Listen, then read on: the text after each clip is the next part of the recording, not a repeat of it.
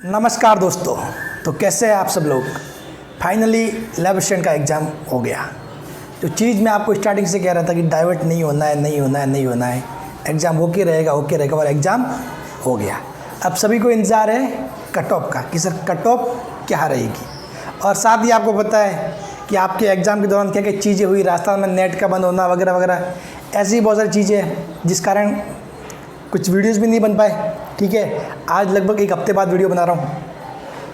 तो चलिए आज बात करेंगे पूरे ज्योग्राफी, होम साइंस सभी के लिए बात करेंगे। तो चलिए सबसे पहले स्टार्ट करते हैं साइंस वालों के साथ। किसका? साइंस वाले। फिर बात करेंगे ज्योग्राफी की, फिर बात करेंगे होम साइंस की। ठीक है, और एग्ज़ाम तो 28, 29 और 30 को हो ही गए। साइंस के 28 और 29 को, और ज्योग्राफी होम साइंस के 30 को एग्ज़ाम हुए थे। रिजल्ट कब आएगा वो भी मैं बता दूंगा, क्योंकि देखो ये चीज़ें पहले से श्योर थी कि मतलब सरकार को ये भर्ती जल्दी पूरी करनी है, तो रिजल्ट भी जल्दी ही आएगा। कब आएगा वो भी मैं आपको बता दूंगा। इसलिए मैं आपको कह रहा था कि डाइवर्ट नहीं होना है, सिर्फ पढ़ना है। लेकिन फिर भी बहुत सारे लोग डाइवर्ट हुए मेरे कहते भाई पोस्टपोन नहीं होगा। ठीक है ना, क्योंकि मतलब चांसेस नहीं थे ना। एक तो चांसेस होते तो मैं बोलता कि नहीं चलो ठीक है आप कोशिश करो, पोस्टपोन हो सकता है एग्ज़ाम, लेकिन उससे चांसेस कम थे। इसलिए फालतू का टाइम वेस्ट नहीं करना था। और जिसने मतलब बिना टाइम वेस्ट किए, बिना कुछ पोस्टपोन को सोचे पढ़ता रहा, मैंने मेरी तरफ से पूरी कोशिश की आप डाइवर्ट ना हो। मैं हर बार जब भी कोई पोस्टपोन से संबंधित बातें होती मैं वीडियो बना के आपको मोटिवेट करता रहता था। ठीक है, शायद काफ़ी हद तक बहुतों के लिए वो हेल्पफुल भी रहा होगा। चलिए बात करते हैं पेपर की। तो 28 और 29 का पेपर, ठीक है, साइंस वालों के लिए देखिए।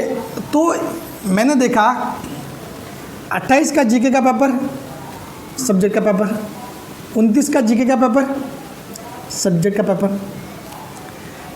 पेपर का लेवल बोलूँ ना, सही बता रहा हूँ, बहुत ईजी था।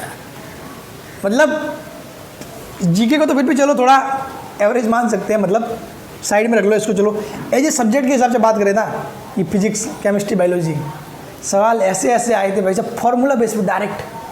कुछ आपको ज़्यादा पेन चलाने का काम ही नहीं था वहाँ पर। ठीक है, एक मैंने लास्ट में मतलब एक हफ्ते पहले 26 तारीख को शायद वीडियो डाला था। ठीक है, वो बोर मॉडल वाला, मैंने कहा था 3 क्वेश्चन उसमें से पक्के आएंगे। वहीं से क्वेश्चन बने पूरे के पूरे, कोई भी टप नहीं, सीधा का सीधा। मैंने किसके समानुपाती होगा, कौन सी होगी पैराबैग्निक किरणें, बामा श्रेणी में कौन सी होगी वगैरह, सारा वो चार्ट बना के बताया था। वहाँ से भी 3 क्वेश्चन ऐसे कैसे आगे। ठीक है, तो मतलब कुल मिला के पेपर बहुत ईजी था, लेकिन फिर भी आप देखोगे ना तो 28 का जीके का पेपर 29 के जीके के मुकाबले ईजी था। 28 का जीके का पेपर 29 के जीके के मुकाबले ईजी था। और भाई साहब इन्होंने साइकोलॉजी दी नहीं। एक्चुअली देखो ये अदेश बोर्ड की गलती है।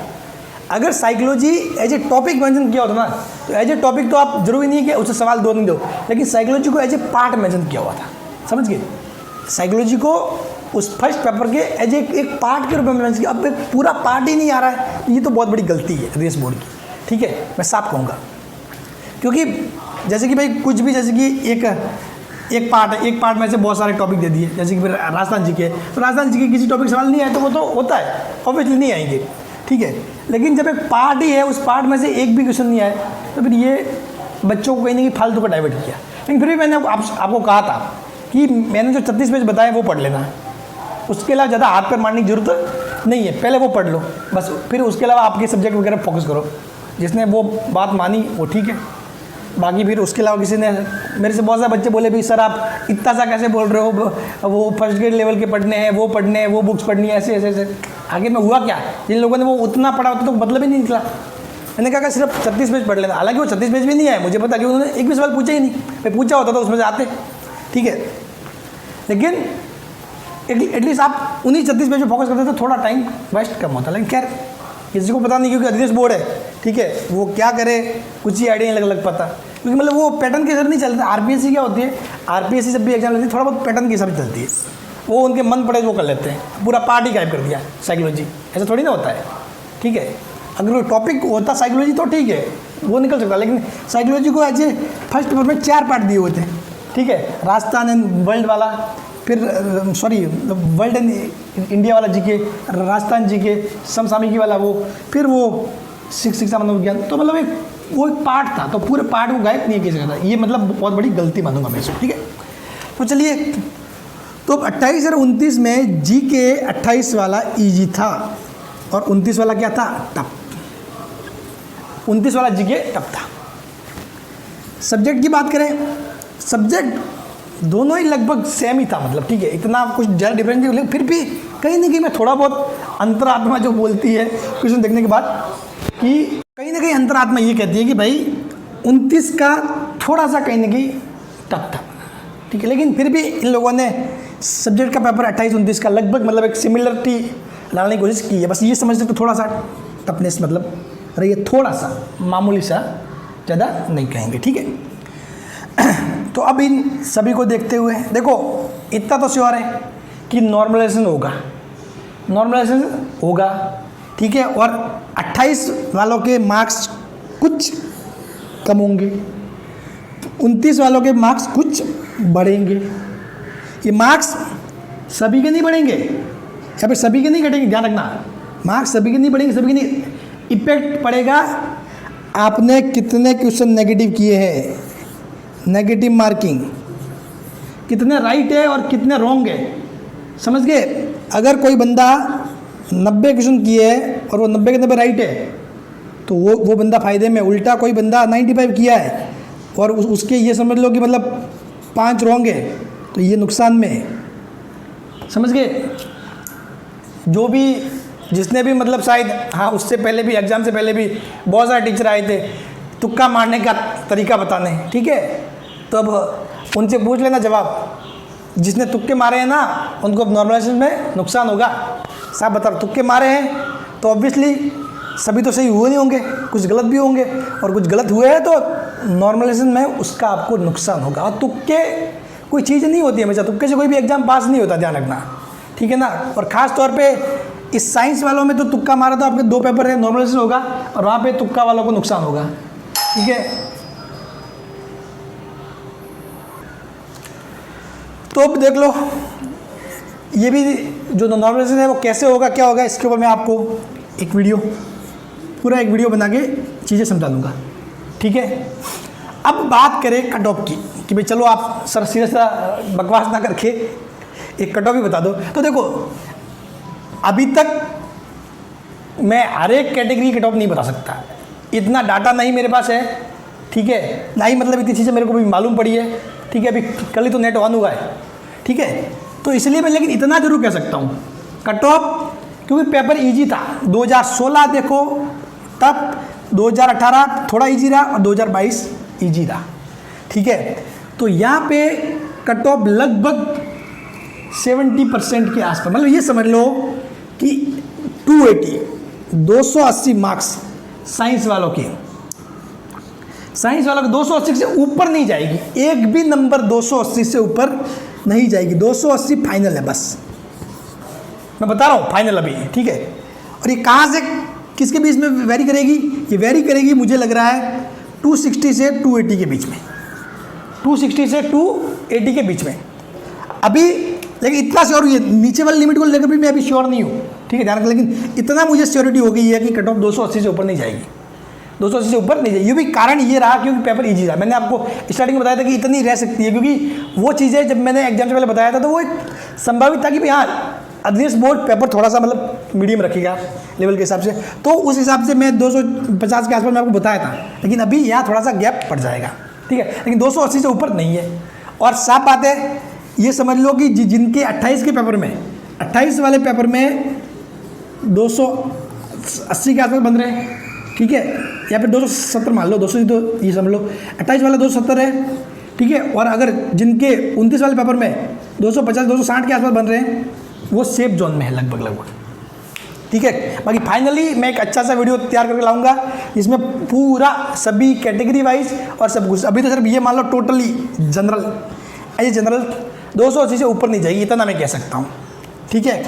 इतना मैं, क्योंकि फालतू की मैं मतलब ज़्यादा तुक्के मारने से मतलब नहीं है, ये मैं पहले बता रहा हूँ, क्योंकि मैं वीडियो लाऊंगा फैक्ट बेसिस पे लाऊंगा, बिल्कुल सटीक जानकारी दूंगा आपको, ठीक है। तो अभी के लिए आप इतना समझ लो 280 से ऊपर नहीं है, और अगर आप 28 वाले हो और आपके अगर 270 के आसपास मार्क्स बन रहे हैं तो बढ़िया है। अगर 29 वाले हो तो यही मतलब 250-60 के आसपास मार्क्स बन रहे हैं तो भी बहुत अच्छा है। इनके पूरे चांसेस है सिलेक्शन के। बाकी 280 से ऊपर कट ऑफ नहीं जाएगी, ध्यान रखना। और अगर किसके अभी से 280 बन रहे हैं, 280 प्लस, ठीक है, तो वो श्योर है, वो श्योरिटी है, उनका सिलेक्शन फिक्स है, भले आज ही मिठाई बांट लो। ज्योग्राफी की बात करें और होम साइंस की बात, ज्योग्राफी और होम साइंस मैंने बताया था आपको एनसीईआरटी पढ़नी है ज़्यादा। कहीं भी आप लोग सर फर्स्ट ग्रेड वगैरह चीज़ें, आप पता नहीं क्या क्या बुक है, मतलब मेरे पास कमेंट भी आते थे सर आपने यही बोला है, उस बुक से पढ़े क्या, वो ठीक है। आखिर में क्वेश्चन कहाँ से आए, एनसीईआरटी से, ठीक है, क्योंकि पूरा मतलब मोस्टली साइंस में भी इस बार एनसीईआरटी से क्वेश्चन आए थे, पूरा एनसीईआरटी बेस ही था मतलब चीज़ें, ठीक है, जो आपके मतलब बुक चलती है जो 11-12 वाली वो, ठीक है। तो देखो ज्योग्राफी में पेपर देखो इस बार लेवल इजी ही रहा था, ठीक है। दोनों में सोचा था कि भाई पेपर थोड़ा सा लेवल रखेगा मतलब रिस बोर्ड, लेकिन पेपर इजी रहते लगभग। तो ज्योग्राफी की भी आप मान लो 220 के आसपास, मैं एग्जैक्ट नहीं बता रहा हूँ अभी तक, क्योंकि आपकी डिमांड थी सर वीडियो लेके आओ, तो इसलिए मैं आपके लिए वीडियो लेके आ रहा हूँ ताकि आपको एक अनुमान लग जाए। और ऐसा नहीं कि कुछ लोग पूछ रहे हैं कि सर आप जल्दी से बता दो कट ऑफ, फिर उसके बाद आगे पढ़ूँ या नहीं पढ़ूँ। भाई रुकना थोड़ी है। अगर आपके जैसे कि साइंस वाला कोई है, किसी के 300 नंबर बन रहे हैं, मतलब उसका सिलेक्शन श्योर है, उसको रुकना थोड़ी है भाई, रुक थोड़ी जाएगा। राजस्थान ने भर्ती है, कुछ कह नहीं सकते। समझ, जब तक आप जाके पहले दिन ज्वाइन नहीं कर दो ना, तब तक कुछ नहीं कह सकते राजस्थान में, ध्यान रखना। और की भर्तियाँ कैंसिल हो सकती है, सही बता रहा हूँ। तो इसलिए जब ज्वाइन करने के बाद पहले दिन जाके साइन करोगे ना, उसके बाद शांति लेना, हाँ आज नौकरी मिल गई, समझ गए। तो ये राजस्थान है भाई साहब। तो पढ़ते तो रहना ही है। और वैसे भी लैब असिस्टेंट तो किसी का लास्ट डेस्टिनेशन थोड़ी हो सकता है भाई, लैब असिस्टेंट के आगे भी बहुत सारी पोस्ट है अच्छी, ठीक है, उनके लिए पढ़ना है। तो अपना जो भी आगे का टारगेट है उसमें फोकस रखो, पढ़ते रहो, ठीक है। रुकना थोड़ी है कि भैया बस अब 300 बन के तो बस अब बस ज़िंदगी मतलब आगे कुछ नहीं पढ़ना, ठीक है। थोड़ा 10 दिन रेस्ट ले लो, मज़े कर लो, फिर उसके बाद फिर से स्टार्ट करो अपनी पढ़ाई। होम साइंस देखो कट ऑफ ये भी थोड़ा पेपर ईजी रहता, तो इसलिए ये समझ लो 200 के आसपास, ये कट ऑफ 200 के आसपास रहेगी। मैं इनकी एग्जैक्ट कट ऑफ जल्दी लेके आऊँगा 2 दिन में, ठीक है। मुझे थोड़ा टाइम दीजिए, क्योंकि मैं जल्दबाजी में कुछ भी बताना नहीं चाहता। और रिजल्ट की बात करें तो देखो रिजल्ट बहुत ही जल्दी आ जाएगा, बहुत जल्दी, यानी कि अगस्त तक रिजल्ट आ जाएगा, अगस्त तक रिजल्ट आ जाएगा। और बात तो ऐसी भी आ रही है कि ये ईयर पूरा होने से पहले आपको ज्वाइनिंग भी मिल जाएगी। मुझे लगता है ईयर भी नहीं, ये शायद दीपावली तक ये आपको सौगात मिल जाएगी ज्वाइनिंग की, समझ गए। दीपावली से पहले आपको ज्वाइनिंग मिलने वाली है, ऐसी भी न्यूज़ आ रही है। तो चलिए इतना काफ़ी था आपसे पहली मुलाकात, क्योंकि बहुत दिनों बाद मैं भी आया हूँ सामने। आपकी भी डिमांड सर कट ऑफ लेके आओ, एग्जैक्ट कट ऑफ मैं अभी नहीं बताऊँगा, मुझे दो दिन टाइम चाहिए, उसके बाद मैं आपको सही से बताऊँगा। लेकिन ये था मोटा सार। तो और आप अपने व्यू रखिए। और मैं एक पोल भी करने वाला हूँ, एक्चुअली एक लिंक दूंगा, उस लिंक में आप अपने मार्क्स वगैरह शेयर करना, ताकि उससे और भी अपन ज़्यादा अच्छे से कर पाए। क्योंकि मैंने पूछा था उस कमेंट में, मतलब सारे मिक्सअप आए चीज़ें, कुछ बहुतों ने फिर मार्क्स नहीं बताते, कि ऐसे ही फिर कमेंट कर देते फालतू का, ठीक है। तो फिर थोड़ा सा मतलब जहाँ आपको मार्क्स पूछे तो उसमें उस जगह आप मार्क्स ही किया करो कमेंट, कुछ ना कुछ और कमेंट मत किया करो, ठीक है। चलिए, थैंक यू सो मच।